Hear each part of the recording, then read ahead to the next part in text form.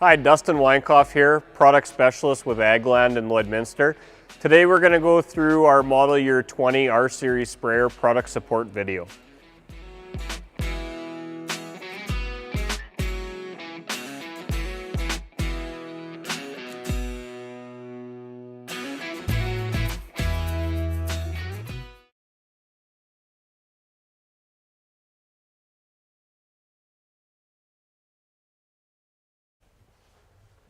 So on our hydro handle here, we'll go through our buttons. So starting here, we have our center rack up and down.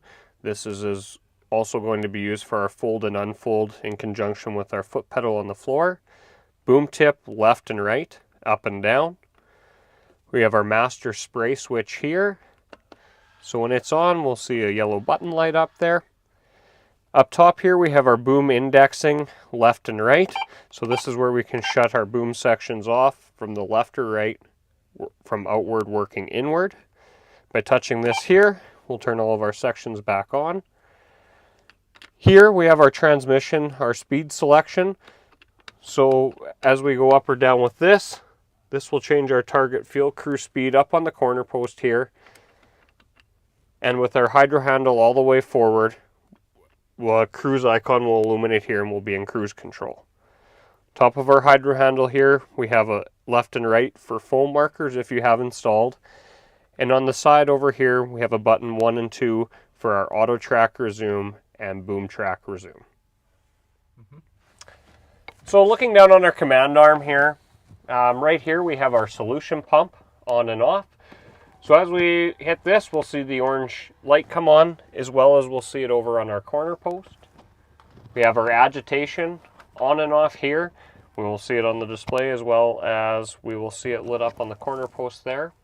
Boom tip left and right. Have our throttle speeds here, so idle all the way down, max here, and we can set in between. Our hydraulic tread adjust in and out, so we can adjust our treads in and out as long as we're moving over a half a mile an hour and under 5 miles an hour. We have our diff lock here, our road transport switch here, so we can hit this while we're transporting down the road and it will lock out all hydraulic functions. Ladder up and down, and our park brake. Looking right here, this is our rate control knob. So first position up top here, this is pressure based spraying, and then we have target rate 1, 2, and 3 there. Over on the side here, this is where we have our boom sections here. So with all the lights on, that means all of our sections are enabled. So at any time we can shut any section off. And to enable them all to come back on, we hit this here. One thing to note is if you can't spray, you're unable to spray, nothing's coming out, make sure that all these lights are enabled here. And we have our HVAC control here, our programmable buttons for 1 and 2 for our lights, boom lights, beacons, 4-way flashers. So here we're going to go through our sprayer page navigation. So on our sprayer homepage here, starting at the top, we have drop-down menus here where we can select numerous different things to view. Next, moving down, we see our target rate 1, 2, and 3.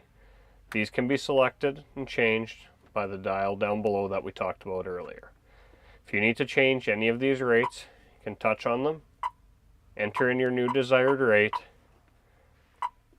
and it will now be there. Here, all of our sections, our Boom Track Pro and our boom height control, each height as we're running through the field.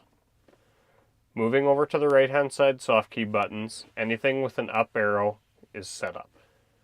And our setup here, we can see alarms, our flow rate alarm, section off alarm, and low tank alarm. Here we can enter in any volume we would like our low tank alarm to go off at. Next, under our tank system, here we can see our live tank level, how many gallons are in our tank based off our level gauge, as well as we can manually tell it how many gallons are in the sprayer. To go back to a live reading, we click on that.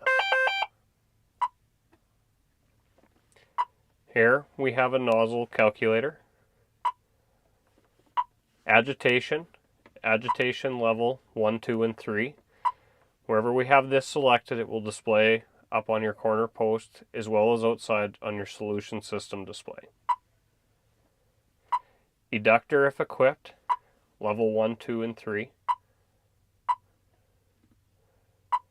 Target fill here. This is where we can enter a desired volume in the cab, hit start, and the sprayer solution pump will load the sprayer to that volume. Below, our boom pressure relief, we want to make sure that is checked off and that boom charge is set to auto. Here, as we talked about earlier, if we have a high flow sprayer with a dual flow meter, if we have it in the open or closed position, we need to tell the display here, as well as our orifice valve either in the open or closed position. Our spray system min max should be set to 3. Our minimum spray pressure and spray off pressure are here. Next, under auto prime, this here will prime our booms with fresh solution after a tank rinse to make sure that we have product to the end of our booms. By hitting start, it will start spraying solution out across the whole boom and then shutting sections off from the inside working outward, making sure that there is no air.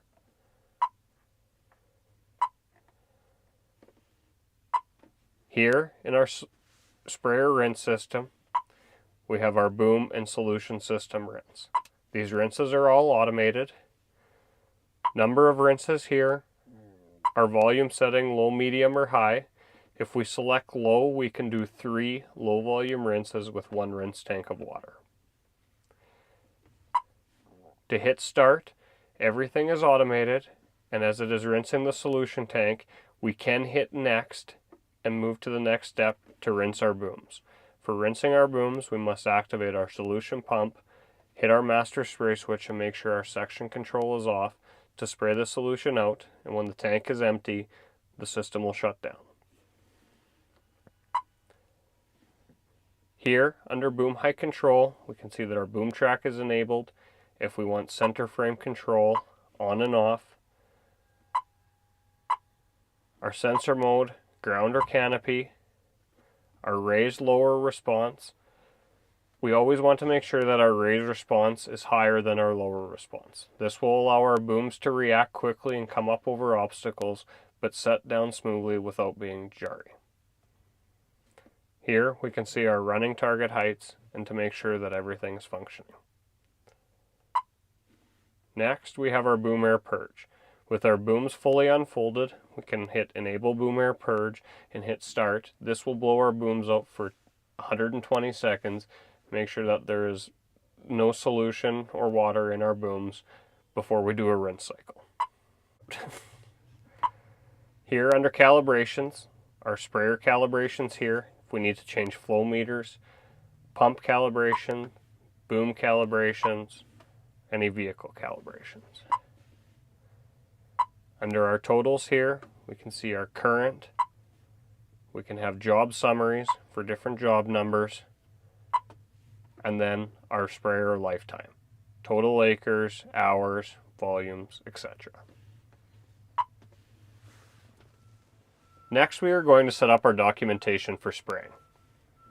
We want to go to our main menu, GS3, and then document. Here, we will have 2 tabs. One tab will be for our sprayer, the other should say new. If we have any other tabs, we must click on it and hit remove operation. In here, we can select tank mix, give it a tank mix name, add our carrier, which will be water. Your solution, base solution rate will come from your rate selected in your spray system. Here, we can add a product. Product name.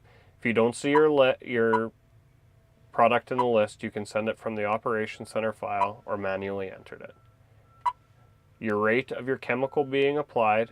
In a 2630, we recommend that you go to quarts per acre, as that is the closest to liters per acre.